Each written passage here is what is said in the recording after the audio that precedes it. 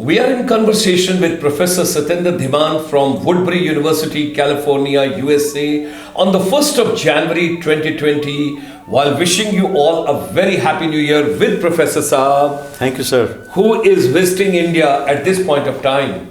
And we are moving ahead in our series. We are talking about how to empower Indian education system, and our focus is more on higher education, skill development, competencies, and of course couple of other areas related to higher education. Today in this episode, Professor Sir, we would like to share with you and we would like to ask you, because teachers, trainers, educators, education system, when we talk about, there is a teaching, there is a learning.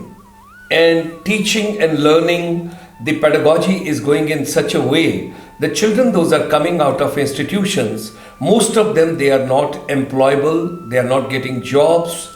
And at the same time, in a very humble way, in a very polite way, I would like to mention, the teachers or the trainers or the educators so far, they feel that if you have taken 4 periods or 6 periods, the entire thing is being done, is being wonderfully being done, education system is getting empowered. But in actual sense, we are not making progress in our entire education ecosystem. So thereby, what do you feel? Where is the difference?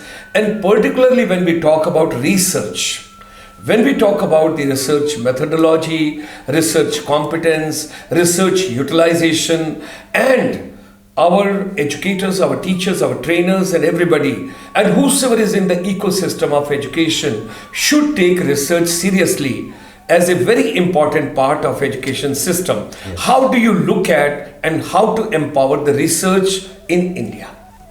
This is a very valid topic that you are bringing up. I have had the opportunity, privilege, honor of working with several universities in India who were trying to get accreditation from US. What is that accreditation? It's called ACBSP. Could you amplify? It is called the Association of Schools and Colleges of Business Programs. Okay. And that association is a international body. It's based in US. I serve as a humble consultant for that institution among other people. And what we do is we serve as mentors and team leads. We come and look at their management system. Okay, it's Indian universities. Those are They apply okay. to they the apply US, to US. ACBSP. Okay. I noticed that there is a lot of emphasis on repetition, memory, rote learning, but there's less emphasis on research on the part of the student as well as the teacher. First, there is no expectation from the teacher that they will do research. In America, for example, the university where I teach, Woodbury University, Burbank, California, we have ACBSP and another accreditation, AACBSP. We have both accreditation. One accreditation focuses on teaching, the other one focuses on research. Coming to research, there is expectation that every professor who is what is called scholarly practitioner, SP, scholarly practitioner, or scholarly academic, SA, will publish certain number of articles or books in 1 year or in 5 years. So in a 5-year period, we have to make 5 research contributions. Oh, in 5 years, 5 research contributions. They could be like 2 books or 2 journal articles. They could be 2 high quality conference presentations, or they could be some kind of consulting assignment. So some people, I personally prefer to write books. Some people like to focus more on journal articles and all of that. There is expectation. It is not so in India. Okay. I have seen in India, student will complete their master's degree and without any training or orientation, they will start teaching. So, and then later on, there is no expectation. As long as you're teaching, there's no expectation to do research. My theory is, my understanding is, a teacher who does not do research has nothing to teach new. So that person is teaching the old, yellow notes. So the notes, they do lecture method in which the information goes through the brain of the teacher to the brain of the, from the papers of the teacher to the papers notes of the student without undergoing their brain. So their brain doesn't going through their brain. So nothing happens at the cognitive level. वो सिर्फ note कर रहे हैं. They're going through motions and all that. So research is the lifeblood of education. Okay. Through research is a lifeblood of education. Yeah. Okay. Through research, new knowledge is created, new information comes into being, and without research, it's not there. Okay. So that's why it is very important that we should foster, we should encourage research. But I will also blame the system. I do not see opportunities. You know, for research, you have to dedicate funds. You have to encourage people, you have to give them sabbatical leave, research leave, and that costs money. So institutions have to create a budget, like companies have R&D, research and development budget. Universities have to have set aside money where the funds will be dedicated to each person. For example, you may say that each person in the university will have 5,000 rupees per year about conference. They can go to any conference, or they can do something similar. They can go for training. They can attend some workshop to upgrade their knowledge. Okay. So, but if that is not done, so there is a fault on the side of the teachers, but there is also a fault on the side of the system. Yeah. So both have to come together. But for that to happen, research has to become priority. Okay. Which I don't see in India.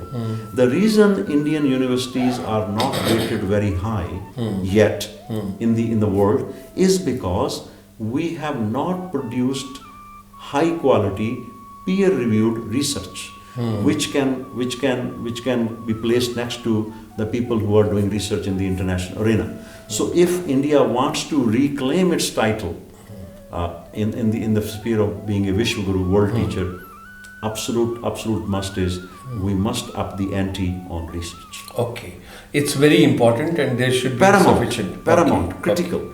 Okay, and that research also has to be somewhere synchronized with the corporate sector, practical part. Yes. So that the students immediately when they come out of the colleges and universities and institutions, they are being taken by the corporate sector immediately without adding up more to the pool of the unemployment. Most research, Sharma Saab, has a empirical component. Unless you are a theoretical physicist or you are a theoretical mathematician, you are just developing theoretical models. All research in, for example, social sciences, it has some sort of practical application component. It is called the praxis. There is a theory, there is a praxis. Both are there. But the point I'm trying to make is through research we create new knowledge. And when there is no new knowledge, the base, the foundation remains static.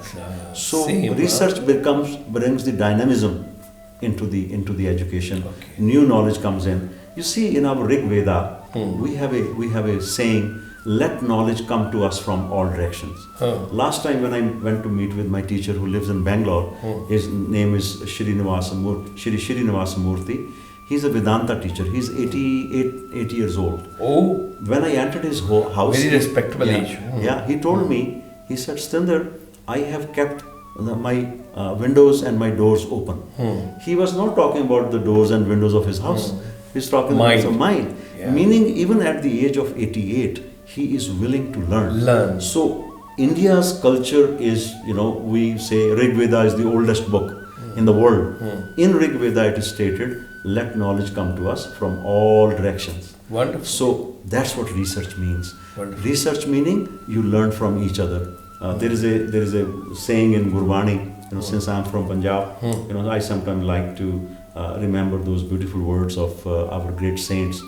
दुनिया ते कुछ ऐदा रहिए दुनिया ते कुछ ऐदा रहिए पहला सुनिए फिर कुछ कहिए मीनिंग रिसर्च इज आप दूसरों से कुछ लेते हैं आप उनको कुछ देते हैं right we share research doesn't mean taking और giving research meaning give and take you learn from the scholarly community और आप उनको कुछ भी उनको ऐड करते हैं कुछ पहले सुनिए फिर कुछ कहिए. Thank you very much, Professor. Wonderful elaboration onto the research and its importance in Indian education system. So we are thankful to you for having come over here in our studio and to be with us. Remain tuned in because we are going to have one or two more topics also with you. We want to take the maximum benefit to Indian education system with your visit to India. Thank you very much. We move on to our next episode.